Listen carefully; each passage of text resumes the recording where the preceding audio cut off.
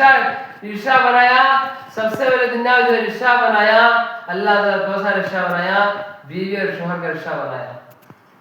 سب سے پہلے جو رشتہ اللہ تعالیٰ دنیا میں بنایا جور و مرد کا رشتہ بنایا, بیوی اور شوہر کا رشتہ بنایا.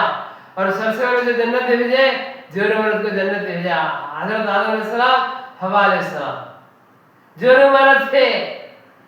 سب سے پہلے رشتہ کیا ہے؟ جور و مرد کا رشتہ.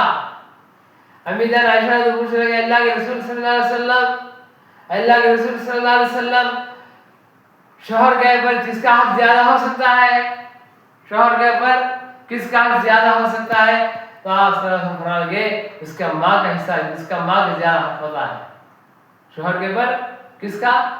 شوہر کے ماں کا حق ہوتا ہے زیادہ حق. شوہر ہمارے شوہر ہیں, ہمارے شوہر کے اوپر زیادہ حق کس کا ہوتا ہے؟ ہمارے ساس کا ہوتا ہے. شوہر کا ماں کا حق زیادہ ہوتا ہے.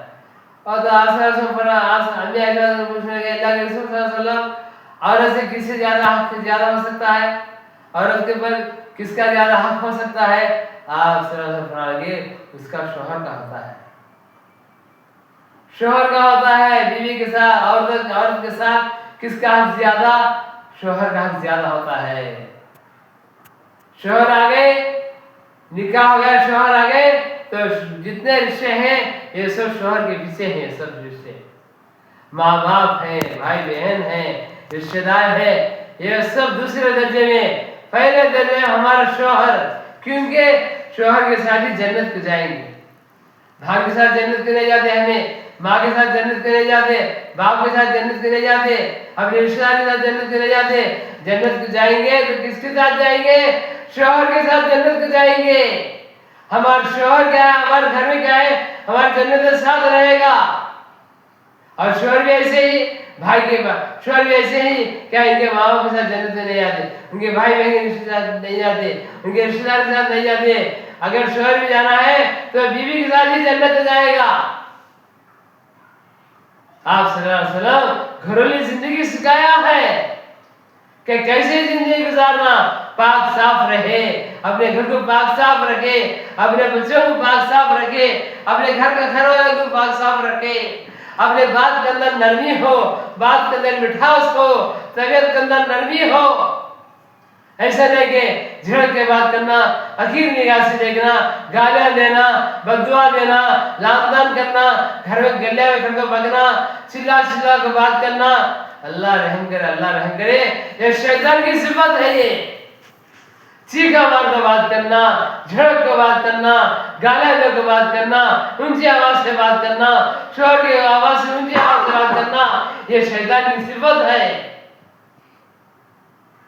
تمہیں بڑا یہ میں تمہارے سے اچھی بولنا, میں تمہیں آخر میں اچھی بولنا, یہ شیطان کی صفت ہے. یہ شیطان کہا کرتا تھا کہ آدم کیا ہے, آخر ہے, میں کیا ہے, میں فرشتہ ہوں, میں جنات ہوں, میں افضل ہوں. شیطان کی صفت یہ ہے کہ میں اچھا سمجھنا, سامنے اپنے کو آخر سمجھنا. تو بولنے مقصد یہ ہے اپنی زبان کو کیا ہے غیبت سے پاک رکھے, اپنی زبان کو گالیاں سے پاک رکھے, بددعا سے پاک رکھے, اپنی زبان کے اندر نرمی ہو, طبیعت کے اندر نرمی ہو, غصہ نہ ہو, کڑک مزاج نہ ہو. کڑک مزاج نہیں رہنا, نمازوں کی پابندی کرنا, اللہ کا ذکر کرنا, قرآن پاک کی تلاوت کرنا, شوہر کے کیا ہے شوہر کی خدمت کرنا, ان کے ساتھ پیار محبت سے بیٹھ کر کھانا, ان کو اچارنے والے کھلانا, یہ محبت بڑھتی ہے محترم دینی بات نہیں. آج اللہ معاف کرے ہماری جو ضرورت کے پیچھے دنیا آ گئی تو دنیا کو دیکھ کر شوہر ایک طرف, بیوی ایک طرف,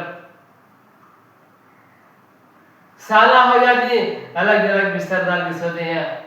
حدیث میں آتا ہے آسان میں ساتھ پڑھ رہے ہیں, جوڑے برت ڈال لیے, بیوی بستر الگ ڈال لی, تو اللہ اس کے برشے اس عورت کے اوپر لعنت بھیجتی ہے. لعنت, جھگڑا ہوا, پھر سونے سے اصلاح کر لے, معافی کر لے. پورا دن کا خلاصہ کیا ہے؟ محبت ہے, معاف کرنا, معافی چاہنا, چھوٹے بن کر چلنا, اکڑ کو نہیں چلنا. اکڑ کو چلنا, تکبر کرنا, یہ اللہ کی صفت ہے. یہ ہمارے اندر اکڑ آ گیا, کیا ہے